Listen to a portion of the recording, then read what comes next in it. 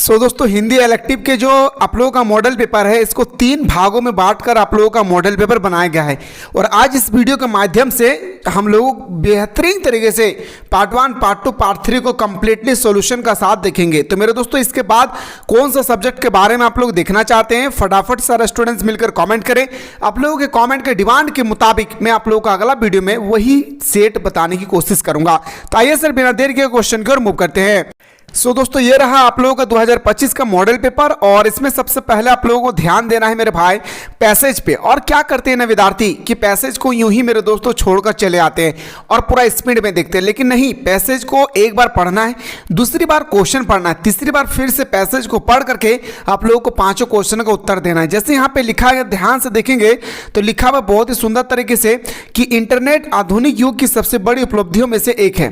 यह एक ऐसा नेटवर्क है जो पूरी दुनिया को जोड़ता है। इसके माध्यम से लोग न केवल जानकारी प्राप्त कर सकते हैं बल्कि अपने विचारों के अनुभव भी साझा कर सकते हैं।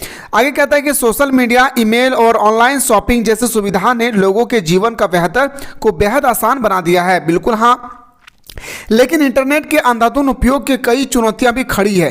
साइबर अपराध, व्यक्तिगत जानकारी की गोपनीयता का उल्लेख और ऑनलाइन धोखाधड़ी जैसे समस्या आम हो गई है। इसके बावजूद इंटरनेट ज्ञान के भंडार के रूप में अनमोल है, बशर्ते इसका उपयोग सावधानी और समझदारी से किए जाए। देखिए पहला क्वेश्चन आपकी स्क्रीन पे कितना सुंदर क्वेश्चन दिया है, प्यार सा क्वेश्चन भाई भाई कहता है इंटरनेट का सबसे बड़ा लाभ क्या है। अब आपके सामने 4 ऑप्शन है, तो याद रखिएगा इंटरनेट का सबसे बड़ा जो लाभ है ना मेरे दोस्तों, वो है पूरी दुनिया को एक साथ जोड़कर रखती है। क्या? पूरी दुनिया को एक साथ जोड़कर रखती है। देखिए पैसेज को पढ़ने के बाद आप इजीली से क्वेश्चन को सॉल्व कर सकते हैं। गद्यांश के अनुसार इंटरनेट के कारण कौन सी समस्या उत्पन्न हुई है, तो बताएंगे सर याद रखिएगा साइबर अपराध और धोखाधड़ी। किससे मेरे भाई? साइबर अपराध और धोखाधड़ी। अगला क्वेश्चन पूछा गया सर इंटरनेट को किसके रूप में वर्णित किया गया है। इंटरनेट को किसके रूप में वर्णित किया गया है? ज्ञान का भंडार के रूप में। किसके रूप में? तो बताएंगे सर ज्ञान के भंडार के रूप में। अगला क्वेश्चन पूछा है गद्यांश में इंटरनेट के उपयोग को किस शर्त पर लाभदायक बताया गया है। तो लाभदायक जो बताया गया था, अगर इसका उपयोग समझदारी और सावधानी में किया जाए तो ये काफी लाभदायक है। अगर हम इंटरनेट का उपयोग सावधानी और समझदारी के साथ करें तो इसका काफी लाभ है भाई। ठीक है, अब आइए सर ये पैसेज तो आप लोगों ने बहुत ही सुंदर तरीके से पढ़ भी लिया है, आंसर भी कर लिए। अब ये पैसेज मेरे दोस्तों बहुत ही टफेस्ट पैसेज होती है, इसको बेहतरीन तरीके से समझना है। जैसे कहा गया भिन्नता में एकता की शक्ति भारत की पहचान है। भाषा, धर्म, वेशभूषा फिर भी एक परिवार समान है। सभी धर्म का आदर करना हमारी परंपरा सिखाती है। ठीक है, आपसी मेल और भाईचारा एक दीप जलाती है। जाति धर्म के झगड़ों से दूर बनाना होगा। सत्य की हिंसा अहिंसा के मार्ग पर फिर से चलना होगा। हम सब भारत माता के हैं, एक सूत्र में बंध जाएं, मिलकर प्रगति पथ पर पड़े, नई मिसाल बन जाएं। देखिए पहला आपसे पूछा गया पद्यांश में भारत की पहचान किससे जोड़ी गई है, तो मेरे भाई जो जोड़ा गया था वो आपसे पूछा गया भिन्नता में एकता। क्या बताएंगे सर?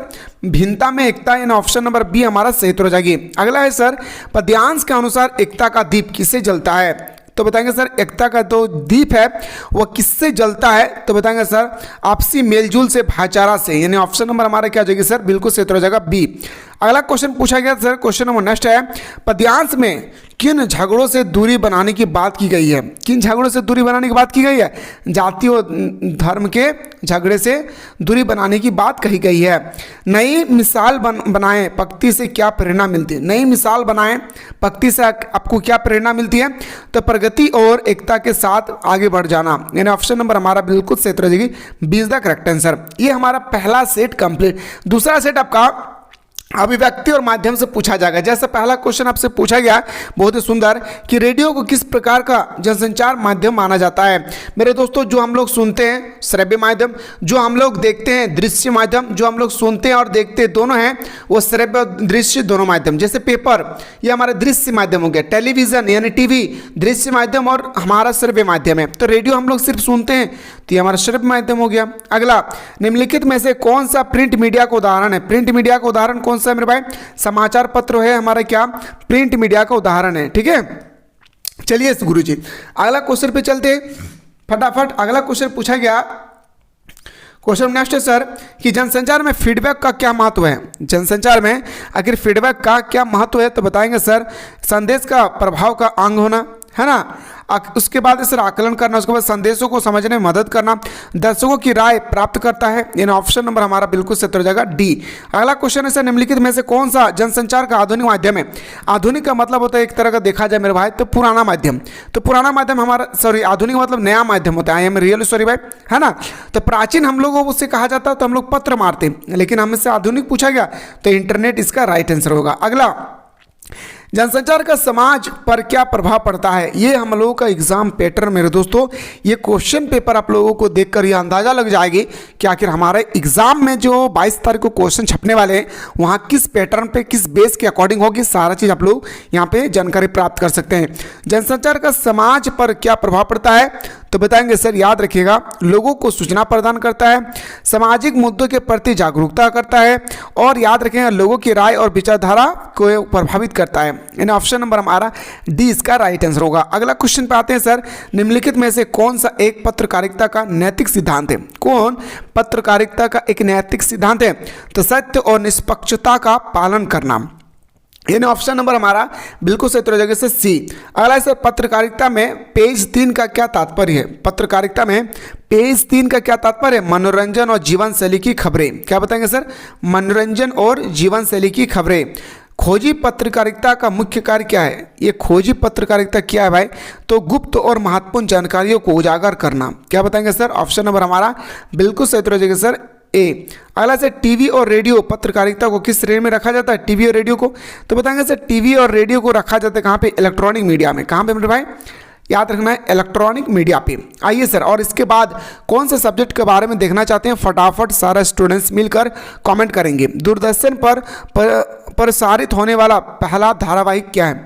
तो बताएंगे सर, दूरदर्शन में पहला धारावाहिक जो थे वो हम लोग थे। क्या थे? हम लोग। आपका सेक्शन 2 समाप्त। अब आपके सामने सेक्शन 3 आती है सर, हामिद के लोहे की दुकान रुक जाता है ना। ये मतलब हमारे ईदगाह कहानी से दिया है तो बिजली से कर सकते हैं। हामिद ने चिमटा क्यों खरीदने का सोचा? तो बहुत ही सिंपल सर, हाँ दादी के हाथ जल जाते थे इस कारण से, है ना। इसके बाद हामिद के अनुसार खिलौने खरीदने में क्या समस्या थी? तो बताएंगे सर, याद रखिएगा, खिलौने से कोई काम नहीं बनता। याद रखना है, खिलौने से कोई काम नहीं बनता। गद्यांश के अनुसार चिमटा का कौन सा उपयोग हामिद ने बताया? तो बताएंगे सर, चिमटा का उपयोग जो बताया था, याद रखना है, क्या बताया था कि बताया पहला कि रोटियां तवे से उतारते में मदद करेगा, चूल्हा को साफ करने में उपयोग करेगा, आग मांगने वालों को काम देगा, है ना भाई। तो ऑप्शन नंबर हमारा क्या जाएगा सर? डी। अगला, प्रस्तुत गद्यांश के रचिता कौन है? तो बताएंगे सर मुंशी प्रेमचंद। क्या बताएंगे सर? मुंशी प्रेमचंद। आइए सर अगला क्वेश्चन पे आते हैं। दोपहर का भोजन कहानी मूलतः किस वर्ग का प्रतिनिधित्व करता है? तो प्रतिनिधित्व किसका करता है मेरे भाई? तो निम्न मध्यवर्गीय। यानी ऑप्शन नंबर हमारा 20 का राइट आंसर होगा। अगला ऐसा, टॉर्च बेचने वाले के माध्यम से परसाई जी ने किस आधार पर व्यंग किया है? तो बताएंगे सर, ये जो व्यंग किया था ना वो है अस्थायी के बाजीकरण। क्या मेरे भाई? अस्थायी के बाजीकरण। एक बात फिक्स है कि यहाँ पे जैसे आप लोग क्वेश्चन देख पा रहे हैं आपका बुक से संबंधित हिंदी इलेक्टिव में, तो वैसा ही क्वेश्चन आपके पेपर में भी वहाँ पे आएगा। लेकिन जैसे ग्रामेटिकल आप लोगों ने देखा वैसा क्वेश्चन नहीं आएगा, सिंपल आएगा, डोंट वरी। क्योंकि जो मैंने आप लोगों को बता रखा है एप्लीकेशन पे, जितना बताया है ईमानदारी पूर्वक पढ़ लेना है, उससे बाहर आपके पेपर में एक भी क्वेश्चन नहीं छपेगी। अगर आप में से कोई स्टूडेंट्स जो अभी तक हमारे एप्लीकेशन को डाउनलोड नहीं किए, फटाफट सबसे पहले आप लोग मेरे दोस्तों डिस्क्रिप्शन बॉक्स को ओपन करें और क्लास 12 के जो फाउंडेशन कोर्स है सेशन 2025 से 26 के बीच में, वो कोर्स को ज्वाइन कर ले। और ज्वाइन करने के बाद आप लोगों को क्लास 12 के कोर्स में ही क्लास 11 का कोर्स आपको फ्री में मिल जाएगी। तो लेट ना करें, जाएं, ज्वाइन करें और आनंद ले भाई। चमेली के बेटे का नाम क्या था? आपसे पूछा गया कि चमेली के बेटे का नाम क्या था? वसंत था, है ना भाई।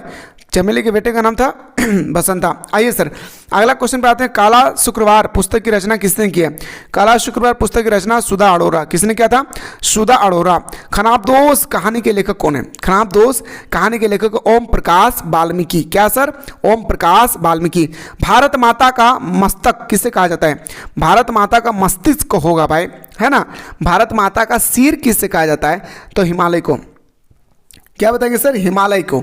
आइए गुरुजी अगला क्वेश्चन पढ़ते हैं सर। मकबूल ने ऑयल कलर की ट्यूब खरीदने के लिए अपनी कौन सी किताबें बेच दी थी? तो बताएंगे सर, याद रखिएगा, इतिहास और भूगोल की किताब को उन्होंने बेच दिया था। अगला, आवारा मसीहा के लेखक कौन है? मकबूल फिदा हुसैन। क्या मेरे भाई? मकबूल फिदा हुसैन। अगला, पतंगबाजी में शरद का मित्र था। पतंगबाजी में शरद का मित्र कौन था? राजू। क्या सर? राजू, है ना। आइए सर, अब ये स्टेटमेंट आपके पेपर में जो आएगी, लास्ट वाला स्टेटमेंट, ये स्टेटमेंट आपकी बुक से होगा। अगर आप बुक पढ़े तो आप इजीली से आंसर दे सकते हैं, अगर नहीं पढ़े तो इसका आंसर नहीं दे पाएंगे। अरे इन दोहू राह न पाई, हिंदू अपनी करे बड़ाई, गागर छुअन न दे, ये स्टेटमेंट पढ़िएगा। कवि ने इस पद्यांश में किसकी आलोचना किया है? तो बताएंगे सर ये आलोचना क्या थे? धार्मिक भेदभाव और पाखंड का। 2023 का पूछा हुआ क्वेश्चन है ये स्टेटमेंट। हिंदू अपनी बड़ाई करते हैं परंतु किसके पैरे तले सोते हैं? तो बताएंगे सर याद रखिएगा, वह वैश्य के पैरे तले सोते हैं। आइए सर अगला है कि हिंदू की दुहाई देखी तुर्कन की तुर्काई, पंक्ति में कौन सा अलंकार है? तो अलंकार से 2 क्वेश्चन आपके पेपर में फिक्स से क्या आएगा? अनुप्रास अलंकार। अगला, कवि कबीर का इस पद्यांश में क्या संदेश देता है, यानी हम लोगों को क्या मैसेज देता है? समाज में सच्चाई का पालन किया जाना चाहिए, चाहे अमीर हो गरीब हो, सबको समाज का सच्चाई का पालन करना चाहिए। अगला, सूरदास के गुरु का क्या नाम था? सूरदास के गुरु का आपसे नाम पूछा गया, क्या था? तो वल्लभाचार्य। क्या सर? वल्लभाचार्य। हंसी की चोट कविता में किस भाषा का प्रयोग किया गया है? तो हंसी की चोट में भाषा का जो प्रयोग किया गया है वो ब्रज भाषा। क्या मेरे भाई? ब्रज भाषा। अगला है सर, सुमित्रानंद पंत किस काव्य धारा के कवि है?